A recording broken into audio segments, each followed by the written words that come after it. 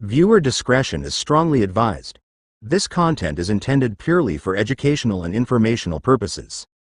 The courtroom was filled with a tense silence as the door opened and Monique stepped in.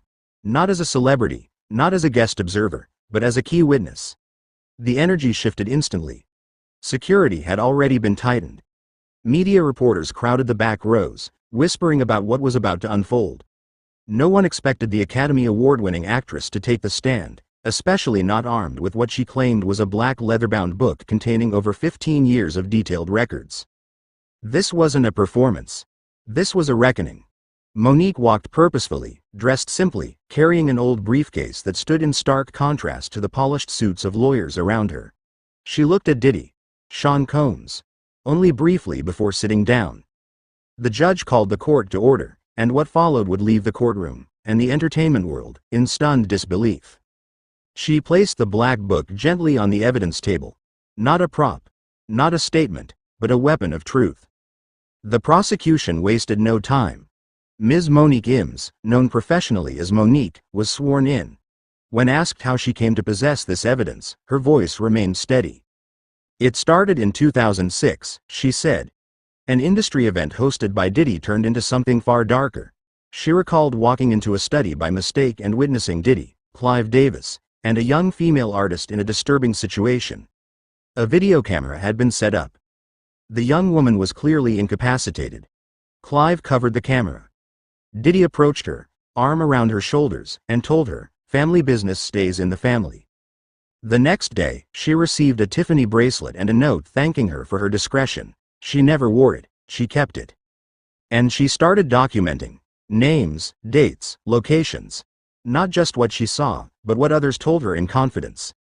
Dancers. Assistants. Rising stars.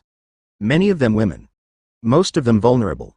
The pattern became clear. Compromising situations created at exclusive industry events, followed by silence bought with opportunity or intimidation. The Black Book, Monique explained, began as personal protection but evolved into something far more powerful, a map of systemic control in the entertainment industry.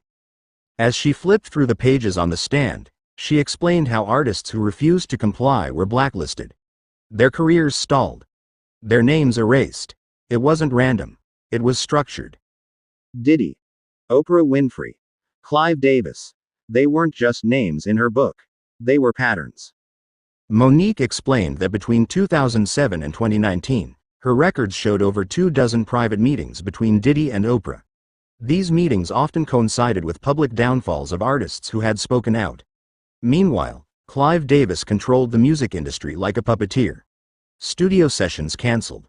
Promotions pulled. Artists shelved, all without explanation.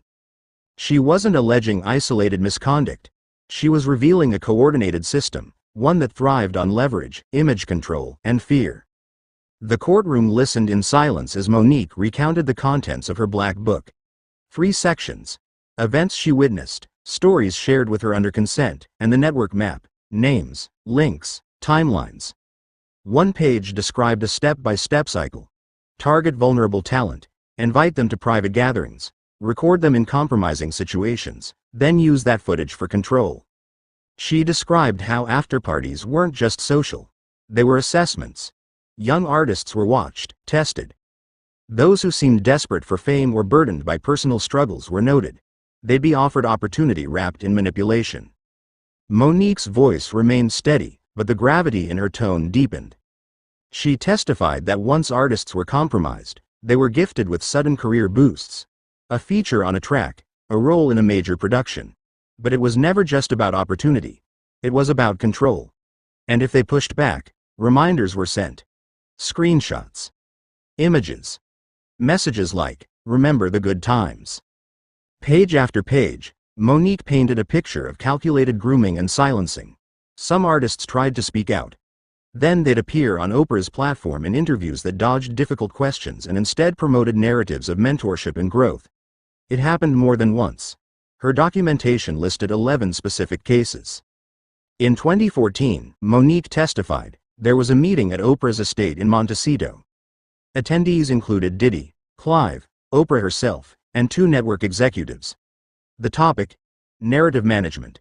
Notes from that meeting, obtained from a concerned assistant, revealed their coordinated plans to control stories circulating in the press. At this point, a woman stood in court, Oprah's legal representative, and requested a private bench discussion. The judge agreed and ordered a 30-minute recess. When court resumed, Nique continued without hesitation. She revealed financial documents, pages 88 through 104 of her book, showing indirect money trails connecting foundations and shell companies operated by the trio. The timing of these transfers, always aligned with potential legal or PR disasters. She explained these weren't sloppy transactions. They were designed for plausible deniability, grant funding, investments, donations, all looping money through layers of protection. The courtroom was silent. Nique described how her refusal to participate in this culture led to retaliation. Roles were pulled. Reputations were smeared. The word difficult followed her like a shadow. The industry whispered while her performances won awards. And all the while, she kept updating the Black Book. Not for revenge. For proof. She shared that in 2022, a young actress contacted her.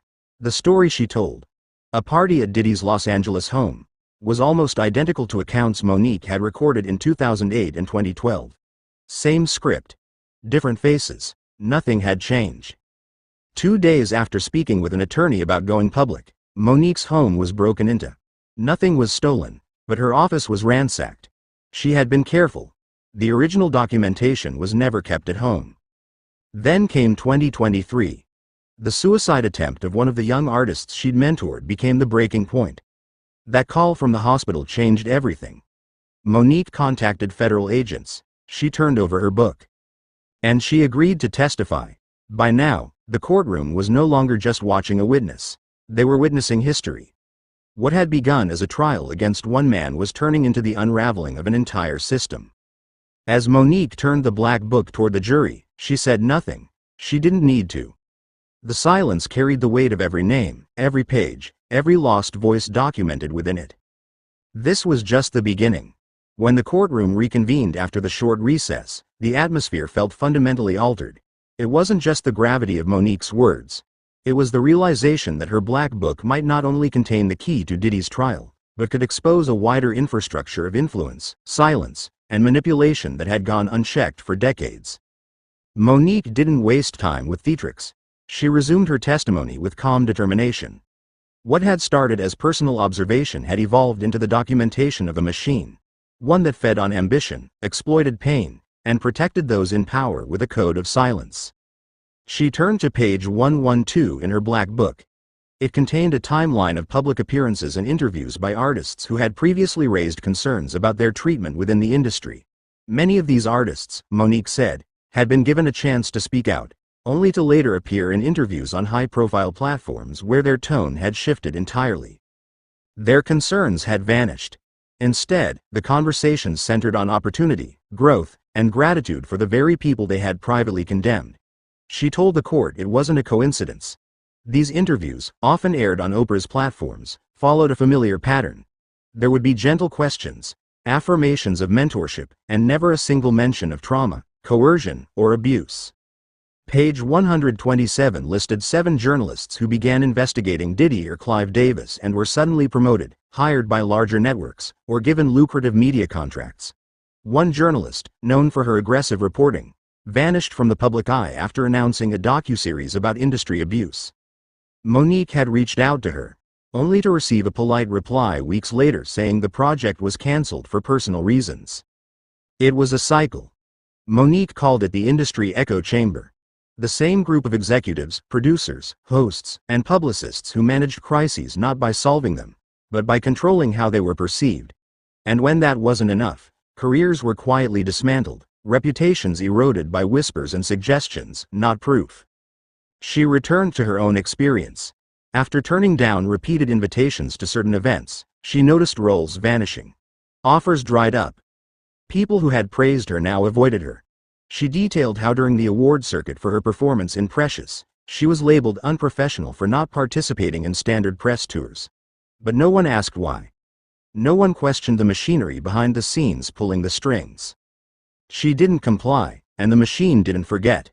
Monique pointed to several pages documenting conversations she had with other artists, some who were still active in the industry, others who had quietly exited. Dancers, actors, producers. Many had shared their stories only under the condition of anonymity. They feared retaliation. They feared being labeled. They feared the same fate she endured, vanishing despite their talent. She said the hardest part wasn't hearing the stories. It was knowing how many people had witnessed the same things and chosen silence. Page 143 in her black book was titled The Influence Map. Monique described it as a web of interactions between powerful individuals, including Diddy, Oprah, Clive Davis, and others whose names were not yet public. It showed how narratives flowed from incident to publication, from rumor to rehabilitation, from accusation to erasure. Lines on the page connected artists to events, events to handlers, handlers to media outlets. The web was sprawling and detailed, built over years of observation, emails, leaked documents, and testimonies. She told the jury that it wasn't about pointing fingers, it was about showing how the system protected itself. The prosecutor asked her directly, why would Oprah and Clive Davis involve themselves in this system? Monique's response was measured but firm. For some, it's about control, she said. For others, it's about influence, image, legacy. Power doesn't always wear the face of a villain.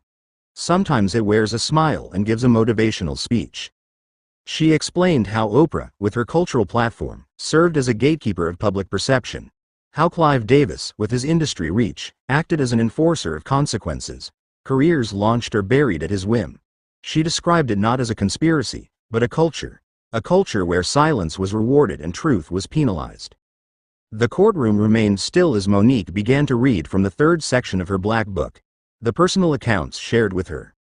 She told the story of a young singer, barely 20, who had been invited to an industry retreat in Malibu. The artist had seen her career stagnate after speaking out about an uncomfortable experience. After that, her music was pulled from playlists, her manager stopped returning calls, and industry friends distanced themselves. She eventually left the country, abandoned her music career, and never returned to public life. Monique paused, visibly emotional. She read a portion of a letter the artist had written to her before disappearing from the spotlight. It described the emotional toll, the manipulation, the shame, and the belief that no one would ever believe her if she spoke. That, Monique said, is why she kept documenting. Not just for herself, but for everyone too afraid to leave a record behind. Another account came from a makeup artist who had worked on high-profile productions. She had seen too much, she told Monique. Young talent brought in, encouraged to party, only to find themselves in compromising positions later used against them. She had kept her head down, said nothing, until her own niece, trying to break into the industry, was invited to one of these events. She begged Monique to do something. The prosecutor asked how Monique responded. I gave her a lawyer's number, she said, and I added her story to the book. But not all stories had tragic endings. Monique described a few who had escaped the system's grip. Those who had left quietly, found new careers, and never looked back. She remained in contact with many. Some were in the courtroom that day, present but anonymous, watching history unfold in silence. Monique turned to another section, one that detailed her own breaking point. She told the jury about the night she received a call from a hospital. A young artist she'd mentored had attempted suicide. The circumstances were nearly identical to incidents Monique had documented over a decade earlier. The faces had changed. The method had not. That night, she decided silence was no longer protection, it was complicity. The day after that call, she contacted the FBI. She recounted her conversation with investigators. How they were initially skeptical until she presented the documentation. How, once they reviewed the contents, the tone shifted. She offered to testify, on one condition. The full scope must be presented. No sanitizing. No cherry-picking. They agreed. The courtroom watched as Monique placed a final folder onto the evidence table. Inside were communication logs, screenshots, flight manifests, and meeting minutes. She said these were the pieces that filled in the gaps. The threads that tied stories together across time, across labels, across media platforms. She looked at the judge, then the jury. I'm not here to destroy careers, she said. I'm here because what's been built on the silence of victims should no longer stand. The prosecution ended the session for the day. Monique stood slowly and exited the courtroom. She didn't speak to the press. She didn't need to. Her testimony had spoken volumes. Outside, the reaction was immediate. Media coverage exploded. Social media trended with hashtags connected to her testimony.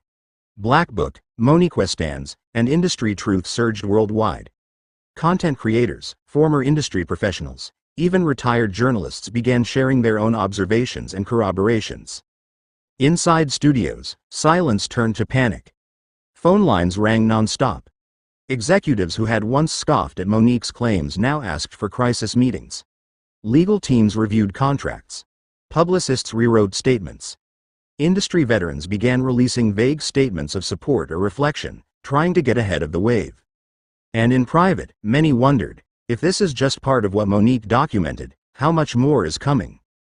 As Monique stepped out of the courthouse surrounded by her legal team, a wall of reporters and flashing cameras met her.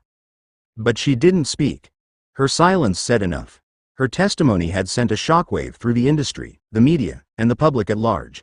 Within hours, the headlines were everywhere. Monique's Black Book had become the most talked about piece of evidence since the trial began, and it wasn't just Diddy's name on everyone's lips anymore. It was Oprah, Clive Davis, and the shadowy infrastructure of power they were allegedly a part of. Entertainment news sites experienced server crashes. Social media exploded with videos, live discussions, and hashtag movements. Hashtag Black Book was trending worldwide. Countless users shared their own stories, artists, assistants, producers, even fans. Some posted cryptic tweets. Others were direct. Names were being dropped. Timelines were being built. What had started as a single testimony now resembled a cultural reckoning. But Monique wasn't watching the internet, she was preparing for what would come next. Back inside the courthouse, legal teams for Oprah Winfrey and Clive Davis scrambled. Statements were hastily drafted, denying any wrongdoing. Both emphasized their decades of public service and contributions to the industry. Oprah's team called the allegations misleading and hurtful. Clive's representatives described the accusations as categorically false and personally motivated. But damage control couldn't match the scale of public outrage. Media outlets that had previously dismissed Monique as difficult or bitter now revisited old clips, realizing how much context they'd missed, or ignored. Interviews were reanalyzed. Moments once framed as diva behavior were now understood as resistance. Articles from over a decade ago were being deleted. Reputations that had seemed untouchable were now fragile. The Department of Justice issued a statement the following morning. They confirmed that new testimony and evidence had expanded the scope of their investigation. Subpoenas were being prepared. Financial records from foundations, companies, and shell corporations tied to Diddy, Winfrey, and Davis would be reviewed. A grand jury would be convened to consider potential charges beyond the current trial. Sources close to the investigation revealed that the financial documentation submitted by Monique showed patterns consistent with fraud, racketeering, and obstruction. One official, speaking anonymously, called it the most comprehensive map of coordinated influence they'd ever seen from within the entertainment industry. Other victims began stepping forward. Former dancers, young musicians, retired producers. Some provided written statements to the press. Others appeared on independent podcasts, protected by voice modulation and anonymity. They all echoed the same themes: manipulation, coercion, and retaliation. One artist shared how after refusing to attend a second private event hosted by Diddy's team, she lost her recording deal. Her label cited market changes. She believed it was punishment. Another recounted how an early opportunity to meet with Oprah's production company turned into an unsettling conversation about loyalty, image, and knowing when to keep certain things quiet. Monique's Black Book had cracked the dam. At major studios and streaming platforms, emergency meetings were held. Some began quietly removing content linked to the accused. Others halted ongoing projects. Internal investigations were announced. Staff were warned not to speak to the press. Some shows were abruptly canceled. Documentaries previously set to feature Diddy or Clive Davis were shelved. Networks that had once courted Oprah's endorsement began re-evaluating long-term partnerships. Content tagged with her name saw a dip in public trust. And amidst all of this, Monique remained largely silent. She declined interview requests. She issued no public statement. Her only words came through her legal team, who reiterated that she stood by her testimony and would continue cooperating with federal authorities. Inside the industry, the panic deepened. Executives began hiring outside counsel. Assistants deleted old messages. Former collaborators reevaluated their own associations. No one wanted to be named next. The fear wasn't just legal, it was cultural. The public had turned, and this time, silence wouldn't protect them. Former critics of Monique issued apologies. Journalists who had once painted her as erratic or hard to work with admitted they may have been manipulated by coordinated narratives. Podcasts and news segments devoted hours to unpacking what Monique had said, and what it meant. The Black Book had done more than provide evidence. It had forced a mirror in front of the entire industry. On page 164 of the book, Monique had created a timeline that matched media appearances with internal industry decisions. It showed how image rehabilitation often followed allegations. How powerful individuals used familiar platforms to reshape public memory. It also showed how those who tried to resist were systematically erased. But Monique hadn't stopped there. The final section of her testimony, yet to be delivered in court, promised further revelations. Her legal team confirmed that she had additional communications, voice recordings, and testimony from other insiders prepared for submission. The judge scheduled a special evidentiary hearing to determine how much of Monique's extended documentation would be admissible in the current trial. Defense attorneys for Diddy attempted to delay the process, arguing that her Black Book shifted the focus unfairly. The judge disagreed. The system, he said, is part of the case. Behind the scenes, the DOJ began contacting individuals named in Monique's documents. Some cooperated immediately, offering new leads. Others lawyered up. One surprising figure contacted authorities on their own. A former executive at a major label confirmed that they had seen similar documentation years ago but had been threatened with legal and financial retaliation if they spoke. By the end of the week, several sealed indictments were reportedly being prepared. And then, something unexpected happened. A group of current artists, popular, mainstream, still active, released a joint video statement. Without naming names, they acknowledged the toxicity of the culture they'd risen through. They affirmed Monique's bravery. They called for accountability, transparency, and systemic change. It was the first time since the trial began that the industry's upper tier had publicly responded in support. Monique watched the video alone in her legal office. According to one member of her team, she didn't smile or cry. She just nodded slowly. It had taken 15 years, but the silence had finally been broken. Reporters asked if she feared what might come next. Her legal counsel repeated her earlier sentiment. She's already experienced their worst. The truth is more important than fear. For Monique, the testimony wasn't just about the past. It was about the present, and what kind of future the next generation of artists would inherit. In a closing statement prepared for the court, Monique wrote, "I was once told that family business stays in the family. But this was never family. It was exploitation masked as mentorship. Silence presented as loyalty.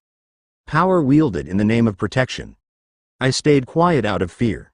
But fear should never be the price of truth." The judge accepted the statement into the record. As the trial entered its next phase, the Black Book remained under lock and key, but its contents had already rewritten the script. What began with a quiet woman stepping into a courtroom ended with the loudest reckoning Hollywood had heard in decades. And it all started with one voice, one choice, and one book.